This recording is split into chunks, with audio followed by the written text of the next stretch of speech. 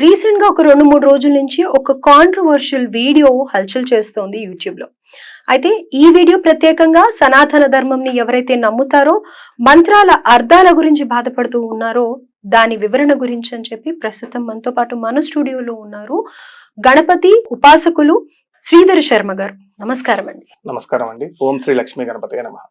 So నేను ఇంట్రోలో చెప్పినట్టుగా సనాతన ధర్మం ఎవరైతే నమ్ముతారో వాళ్ళ మనోభావాలు దెబ్బతిన్నాయి కాబట్టి, అంటే ఒక ఆడపిల్ల ఉంటే కన్యాదానం చేసేటప్పుడు కొన్ని మంత్రాలు చెప్తారు కదా, ఆ మంత్రాల్లో ఫస్ట్ అమ్మాయిని ఒక 5గురికి వాళ్ళకి అని చెప్పిన తర్వాత అబ్బాయికి అనేది కన్యాదానం చేస్తారు అని అంటారు.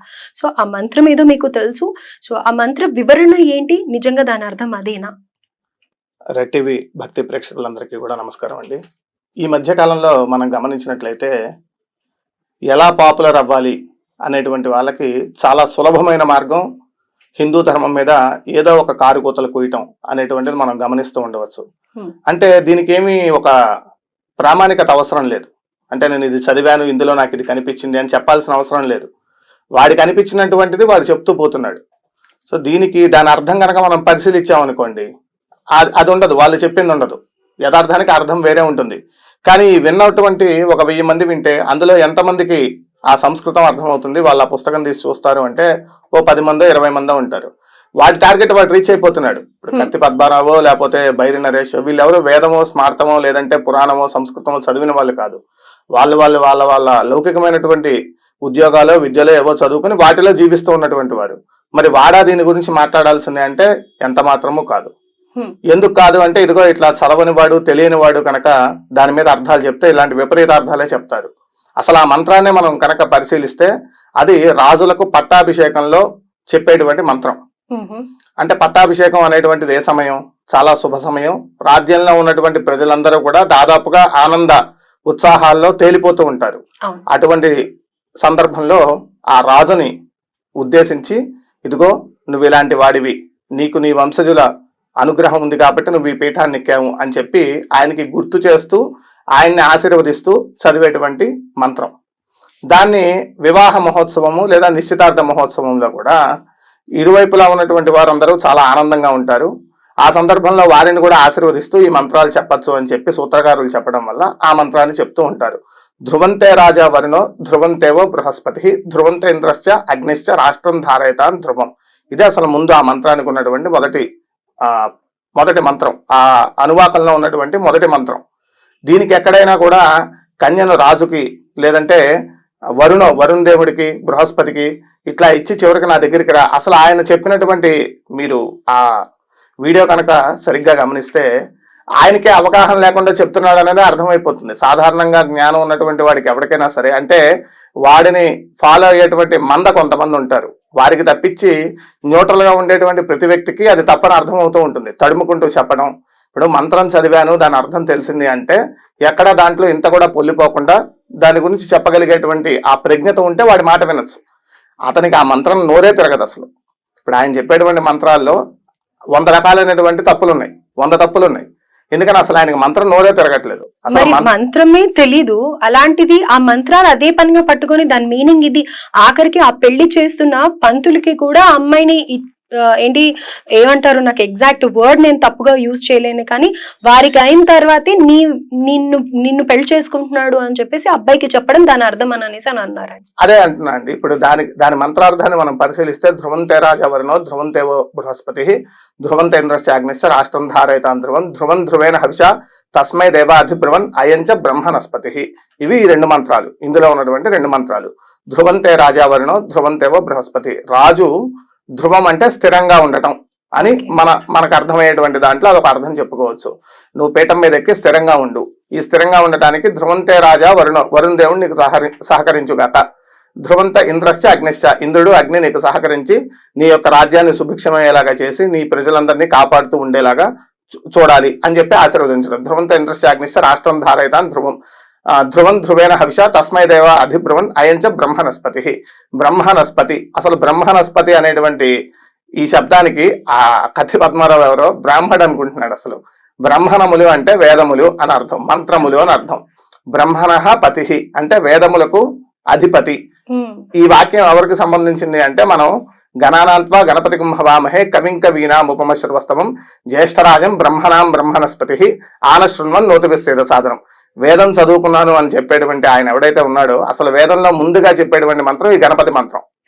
ఆయన ఆ బ్రహ్మణములు అంటే వేదములు. అసలు గణపతి ఆ మంత్రానికి అర్థం ఏమిటయ్యా అంటే కవిం కవీనాం, కవులకే కవి వంటి వాడివి, కవిరాజు అని అర్థం. కవిం కవీనాం జ్యేష్ఠరాజం, రాజుల్లో రాజు, పెద్ద రాజు అని. బ్రహ్మణాం బ్రహ్మణస్పతి, ఈ బ్రహ్మణములు వేద మంత్రములు ఏవైతే ఉన్నాయో దానికి అధిపతివి నువ్వు. వీటితో ఆనహ శృణ్వన్ సేద సాధనం అంటే మా ఇంటికి రా, ఇవన్నీ తీసుకుని మా ఇంటికి వచ్చి మా దగ్గర కూర్చోని, అంటే ఈ వేదములకి అధిపతి అయి ఉన్నటువంటి గణపతి, అట్లానే రాజులకి రాజుల్లోనే పెద్ద రాజుగా పరిగణించేటువంటి గణపతి, నువ్వు మా ఇంటికి వచ్చి కూర్చోని ఆ మంత్రానికి అర్థం. ఎందుకంటే తొలి పూజ గణపతికి కాబట్టి. అంటే బ్రహ్మణస్పతి అంటే గణపతి అని కూడా అనుకోవచ్చు. లేదు, ఇక్కడ ఈయన చెప్పినటువంటి అర్థంలో చూసుకుంటే విరాట్ పురుషుడు అంటే నారాయణుడు, యజ్ఞనారాయణ అంటే ఆయనే కాబట్టి విష్ణుమూర్తి అనుకోవచ్చు. ధ్రువంత ఇంద్రశ్చాగ్నిష్ట రాష్ట్రం ధారయతాన్ ధ్రువం ధ్రువం ధ్రువేణ హవిషా తస్మై దేవ అధిబ్రువన్ అయంచ బ్రహ్మణస్పతి. ఆ బ్రహ్మణస్పతి అనేటువంటి శబ్దానికి అర్థం వేదాలకి అధిపతి అయినటువంటి మహావిష్ణువు అని అర్థం. అసలు ఈ మంత్రంలో ఎక్కడైనా బ్రాహ్మడు అనే పదం ఉందా? అంటే బ్రహ్మాన్ రాగానే బ్రాహ్మణుడు అక్కడ పెళ్లి చేయించారు. అదే అన్న, బ్రహ్మణ అంటే బ్రాహ్మణుడు అనుకుంటున్నాడు. అసలు ఇంతకంటే వెధవైతనం ఏదైనా ఉంటుందా అంటే అసలు కనీసం నువ్వు ఏదైనా చెప్తే దానికి ఏదైనా దగ్గరగా ఉంటే వినొచ్చు లేదా నమ్మచ్చు. ఇక దీన్ని ఫాలో అయ్యేటువంటి బైర్ నరేష్ లాంటి వాళ్ళని ఏమన్నానంటే ఒక సామెత ఉంది వెనకడికి, దున్నపోతు ఈనిందని చెప్తే వీడు అన్నట్ట అయితే గిన్నె తీసుకురా పాలు పితుకుదాం అన్నట్ట. అసలు దున్నపోతు ఏంటం ఏంటి, ఫస్ట్ వీడికి ఆ క్వశ్చన్ రావాలిగా. వాడెవడో చెప్పాడని వీడు ఆ గిన్నె పుచ్చుకుని పోయాడు పాలు తెద్దామని చెప్పి. అంటే ఆ కత్తి పద్మారావు అనేటువంటి వాడు దున్నపోతు ఈనిందంటే ఈ బైర్ నరేష్ ఆ దున్నపోతుకి పాలు పిండడానికి వెళ్ళినట్టు ఉంది. అంటే బ్రహ్మణస్పతి అనేటువంటి పదానికి అర్థం కూడా తెలియనటువంటి వాడు ఇవాళ ఈ మంత్రముల గురించి టీవీల్లో యూట్యూబుల్లో చెప్తున్నారంటే ఇది నిజంగా హిందువుల చేతగానితనం అనే చెప్పాలి. ఇది మా చేతగానితనం, మన చేతగానితనం అని చెప్పుకోవడానికి సిగ్గుపడకూడదు. ఎందుకని అదే ఇంకొక దాని మీద ఇలా లేనటువంటి మాటలు కూడా వదిలేసేయండి. ఉన్నటువంటి వాళ్ళ పుస్తకంలో ఏదైతే ఉందో దాని గురించి చూపించి ఇక్కడ ఇది ఉంది అని చెప్తేనే వాళ్ళని కొట్టి మేము చంపేస్తామని ఫత్వాలు జారీ చేయడం ఇవన్నీ మనం చూస్తూనే ఉన్నాం. నూపురు శర్మ వృత్తాంతం కానీ లేదంటే ఇంకో వృత్తాంతం కానీ మనం గమనిస్తే అటు వాళ్ళు కానీ లేదంటే ఇటు వీళ్ళని కానీ అబ్రహామిక్ మతం అనేటువంటి కత్తికి రెండు వైపులా పదును ఉంది. అందులో ఒక పదును, ఒకవైపు ఉన్నటువంటి పదును క్రిస్టియానిటీ అనుకుంటే ఇంకో వైపు ఉన్నటువంటి పదును ముస్లిమిజం అనుకోవచ్చు. ఎందుకంటే ఈ రెండు ఒకదాని నుంచి పుట్టిందని, అందుకే వీటికి అబ్రహామిక్ మతాలని పేరు. ఈ మూడు జుడాయిజం, అట్లానే ఇస్లాం, అట్లానే క్రిస్టియానిటీ, ఈ మూడు కూడా ఒక తానులో గుడ్డలే. వీళ్ళ ముగ్గురికి మనం అంజులమే. వీళ్ళు ప్రత్యక్షంగా మైకుల్లో చెప్తూనే ఉన్నారు 15 నిమిషాలు మాకు సమయం ఇస్తే మీ అందరినీ చంపేస్తామని. సరే అది కూడా వదిలేండి, అది కూడా మనల్ని అనలేదు అనుకోవచ్చు. వాళ్ళ పుస్తకంలోనే కాఫిర్స్ అని ఉంది. అంటే మా మతాన్ని లేదా మా దేవుడిని విశ్వసించిన వాళ్ళంతా కూడా కాఫిర్లు అని చెప్తున్నారు. వీళ్ళ గురించి ఏనాడైనా ఈ కత్తి పద్మారావు కానీ బైర్ నరేష్ కానీ మాట్లాడారా? మాట్లాడలేదు. సరే అది కూడా వదిలేయండి. మీరు బైబిల్ పుస్తకం కనుక తీసి చూస్తే బైబిల్ అంటేనే అనేక పుస్తకాల సముదాయం అని అర్థం తెలుగులో. మీరు వెళ్ళి వాళ్ళ ఆక్స్ఫర్డ్ డిక్షనరీలో చూస్తే బైబిల్ అంటే మీనింగ్ అంటే కలెక్షన్ ఆఫ్ బుక్స్ అని వస్తుంది. సో అందులో ఉన్నటువంటి దాన్ని ఏదైనా వీడు చూసి దాని గురించి ఏదైనా అన్యులు అని వాళ్ళు చక్కగా ధైర్యంగా మైకులో చెప్తున్నారు. అన్యుల ప్రసాదాలు మేము తినము, అన్యులతో మేము మాట్లాడమని చెప్తున్నారు. వాడి గురించి ఏమన్నా మాట్లాడారా? మాట్లాడలేదు. కానీ మన మీద ఇంత మెజారిటీ ఉండి మనం ఇంత పరమత్సాహనంగా ఉంటూ మనం వాళ్ళని ఇంత పెంచి పోషిస్తున్నా ఇంకా వాళ్ళు మన గురించి అంటున్నారంటే ఇక పాలు పోసినా విషం కక్కేటువంటి పాములు అని వీళ్ళ గురించి చెప్పడం తప్ప ఇంకొక మాట చెప్పడానికి లేదు. కనుక ఆత్మీయులైనటువంటి హిందూ బంధువులందరికీ ఈ సందర్భంగా ఒకటే చెప్తున్నాం, ఇట్లాంటి విషయాలు ఎక్కడొచ్చినా సరే ఖండించండి.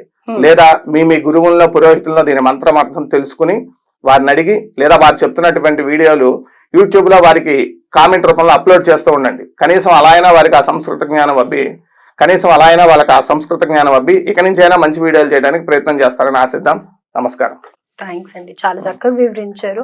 అండ్ ఎంతో మంది బాధపడుతూ ఉంటారు కాబట్టి వాళ్ళకు కూడా నిజంగా ఎంతో మంది ఆడపిల్లలు ఉన్న వాళ్ళు ఉంటారు. కన్యాదానం అంటే అదొక యోగం, ఆడపిల్ల పుట్టడం అంటే నిజంగా చాలా అదృష్టం అని చెప్తూ ఉంటారు.